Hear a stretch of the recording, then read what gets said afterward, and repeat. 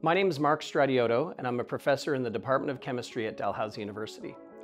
My research group and I study the development of transition metal complexes that are used as catalysts to make pharmaceuticals and agrochemicals for use in a variety of applications.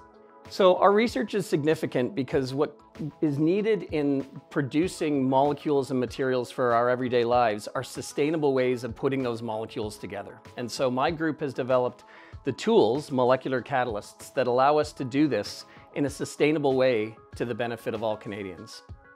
I'm really fortunate that I was co-supervised by two wonderful professors during my PhD studies. One had a very fundamental approach to science and basic research and discovery, and the other had a much more applied view of chemical research and taking those discoveries and putting them into society. And so I brought both of those ideas with me, the mixture of that fundamental and applied, developing new methodologies, but then having them be practical and deployable in the real world.